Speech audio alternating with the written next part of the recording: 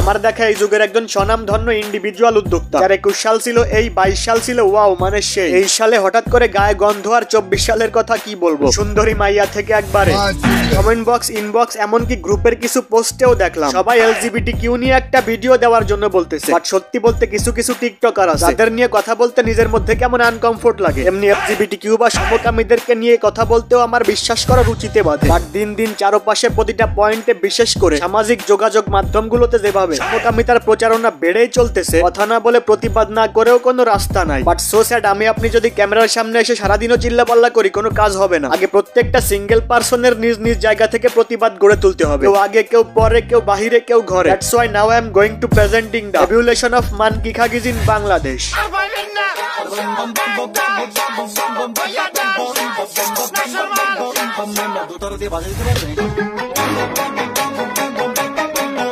বুঝতে হবে ব্রো, যুগ জেনারেশন টাইম নাকিদের অনুসারী শয়তানের, আর বয়সটা হলো উত্তেজনা। একটু অর্ধেক ছোটখাটো ভুল তো হতেই পারে, বাট তাই বলে ভুল করে ফুল জোরে ঘষাঘষি উইথ এ গার্ল, ভাই এইসব করে আবার এরা নিজেরে কুল মনে করে। সাথে কিছু উঠতি বয়সী মাম্মাস বয় আছে যারা এইসব করতে না পারলে নিজেরে ফুল মনে করে।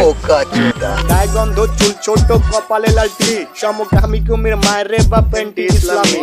গায়ে গন্ধ, চুল ছোট, কপালে লালটি, সমকামী কুমির মায়ের বাপ অ্যান্টি ইসলামিক। এখন আপনারা বলবেন ভাই এদের চুল ছোট, কপালে লাল টিপ সবই মেনে নিলাম, বাট গায়ে যে গন্ধ এটা আপনি জানলেন কেমনে? ভাই খান সাহেব প্রুফ ছাড়া কথা বলেন, এটা আপনারা ভালো করে জানেন। ফার্স্ট অফ অল আমাকে এদেরই সহপাঠীদের মধ্যে অনেকে জানাইছে। তাছাড়া ইউনো গাইজ, উপরে ফিটফাট, ভিতরে Sadarghat. Okay okay, just look at her বগল।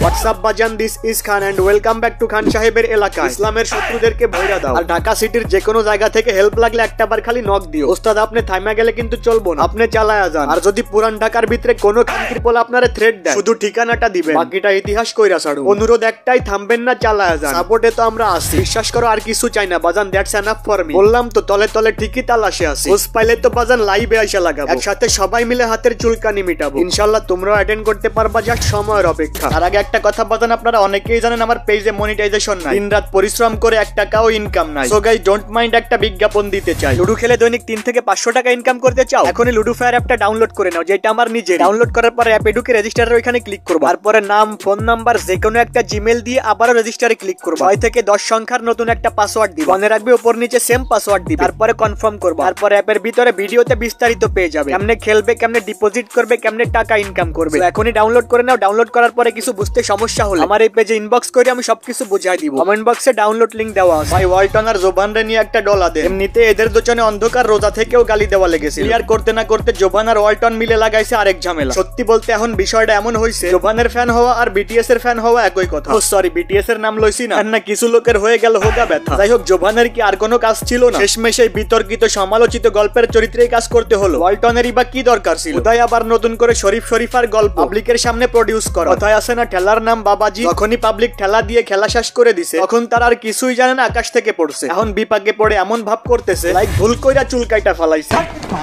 শোন ভাই, পাবলিক এখন আর সেই বকচোদ নাই। সবাই এখন ভালো করে বোঝে কোনটা নাটক আর কোনটা বিজনেস, কোনটা মাঠের খেলা, কোনটা টাকার খেলা, কোনটা সম্মানিত নারী আর কোনটা লাইসেন্স প্রাপ্ত মেগি। আমি জানি আমার কথাগুলো কিছু লোকের বুঝতে সমস্যা হইতেছে, এক কথায় আগাগোড়া সব জয়লা যাইতেছে। তাদের বলি, শোন তোর বয়স মাত্র 19, ওইসব শিক্ষিত সমাজের পাচাটা বাদ দিয়ে সময় পাইলে একটু খানের র‍্যাপ সং গুলা শুনিস, কাজে দিব। শিক্ষার নামে চলে সবই ধান্দা, সত্য কথার ভাব নাই আমার হাত পা বান্ধা। মনের কথা মুখে লইলে সোজা, উচিত কথা কইলে হইব পাপ অভিশাপ। নাকে ডগায় বৈশা চক্র চালায় টাপাটাপ, হিসাব লইলে মেশিন নষ্ট, ভেজাল আছে বোঝা স্পষ্ট। শিক্ষিত লোকে সমাজটারে করতেছে পথভ্রষ্ট, মাথার ঘাম ফেলে পায়ে 2-1 মুঠো ভাত খেয়ে বাপে কান্দে শেষ দেয় যে। অন্যদিকে কথায় কথায় ওয়েস্ট টান মারায় মেয়ে। আধুনিক সমাজ আর আধুনিক রাষ্ট্র, বিকৃত সম্প্রদায়ের চাপে আমরা পথভ্রষ্ট।